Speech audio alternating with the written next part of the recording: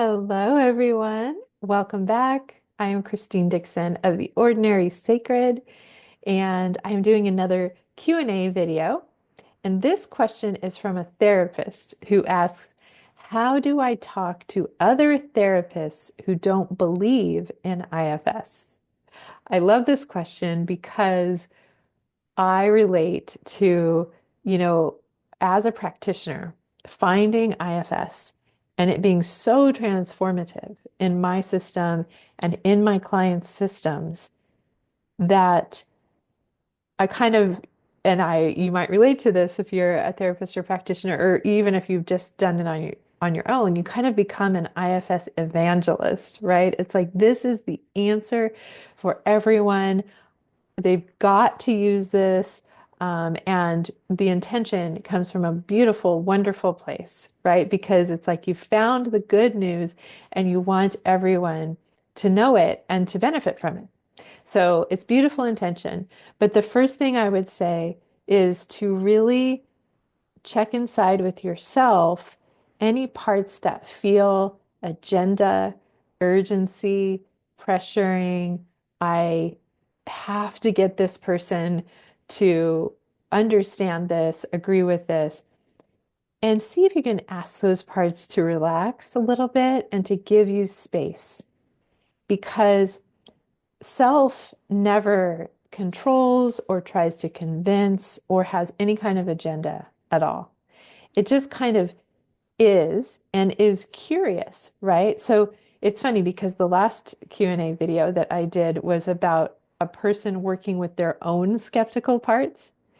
And what this therapist is asking is, how do I approach another person's skeptical parts? And it really is the same. You check for your own self energy and curiosity toward their skepticism and get just ask very genuine, curious questions about like what are their concerns, what are their fears, right? A lot of times, many people, and definitely therapists, have been taught this idea of pathologies, right? And they may have been taught about dissociative identity disorder and the fact that this is a pathology that some people have where they have multiples inside of them. And so thinking that everybody has multiples to them might mean you're saying everybody has DID. Everybody is, uh, um, has this pathology.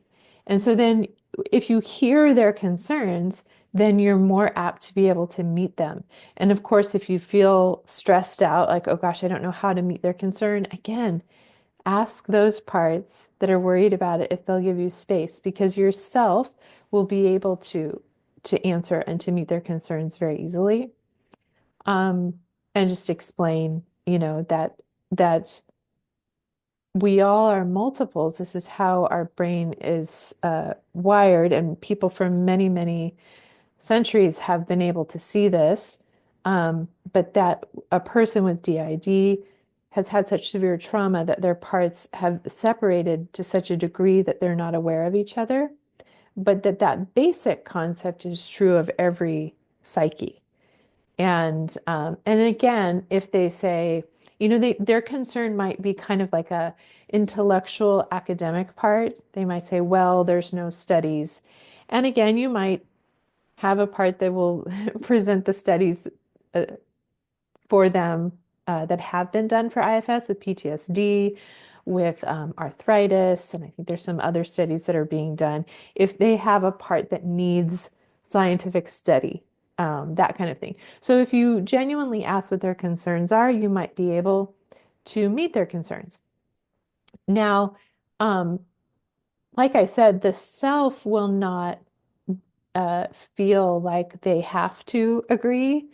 The best approach might just be to share your experience. Most people cannot argue with your experience. And so if you share the real transformation that you have experienced in your life or that you've seen your clients experience, it might kind of pique their interest to want to know more about it.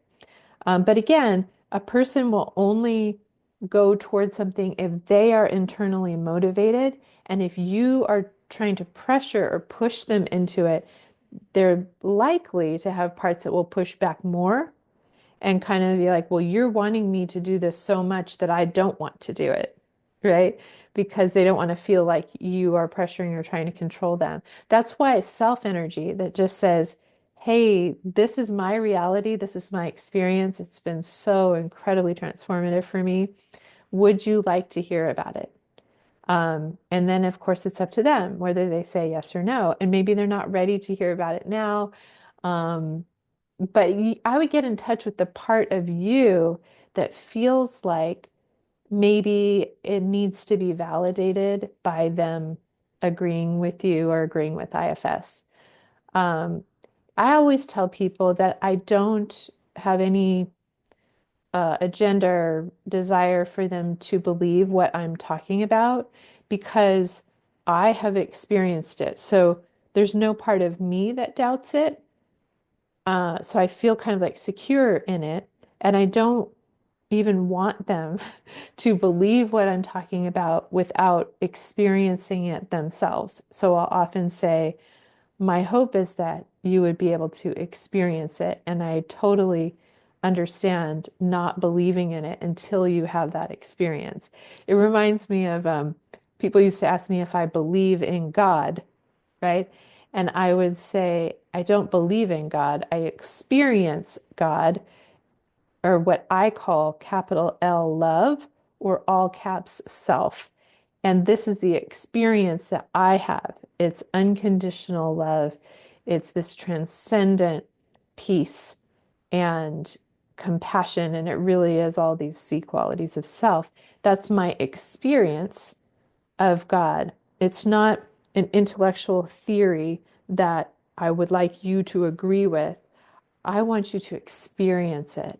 I want you to experience that you have this core self that has all these C qualities that can be the healing resource for the parts inside of you and for your and is in every one of your clients.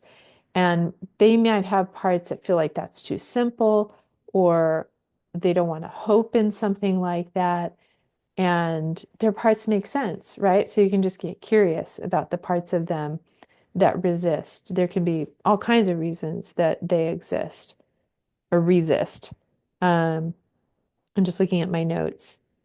Yeah, I just said, but be okay with them rejecting it, right? They might not be ready.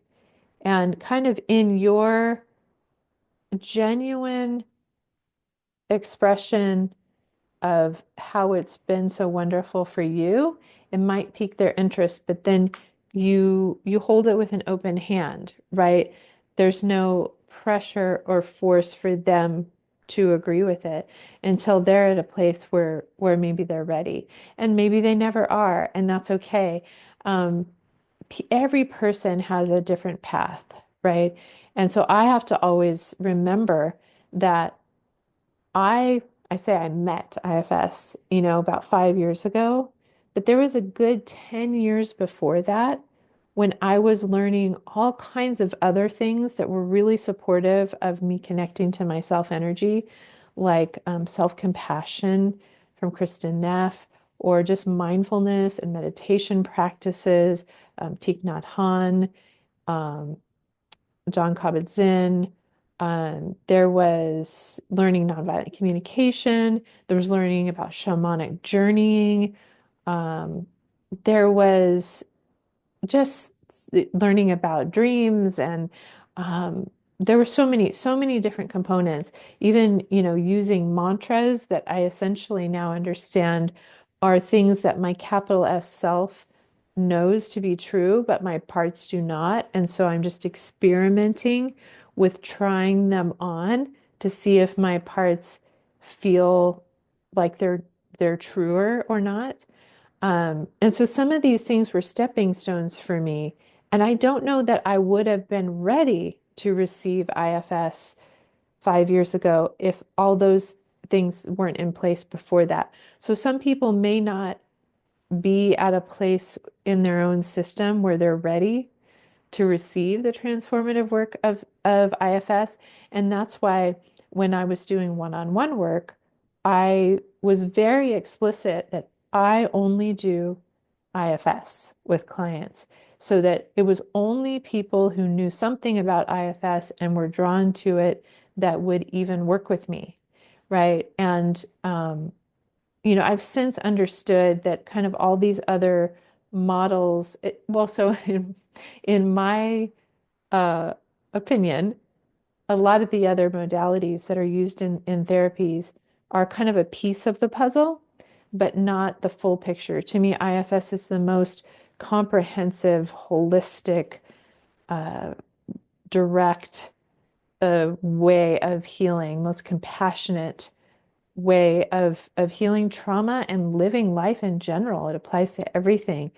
And so a lot of the other modalities are like pieces, or maybe, helps some of the managers or helps some of the firefighters or goes to exiles or um, gently questions the thoughts of certain parts and their burdens.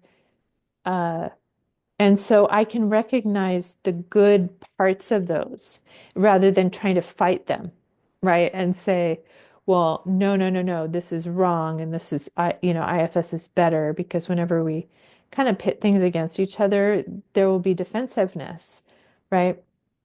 So I can kind of say, yes, yes, I recognize this good aspect and why this is effective. And for me, IFS includes that, the somatic piece, all kinds of different aspects all in one. And for me, it's the most direct effective. But if it's not for you, that's okay. I trust you. I trust the self in you. I trust your experience, and for you to follow what makes sense for you. So that would be my response. I hope that's helpful. If you have any other suggestions of how you would respond to another therapist who doesn't really resonate with IFS or believe in it, um, or if you have any other additional questions from what I've shared, please leave them in the comments below.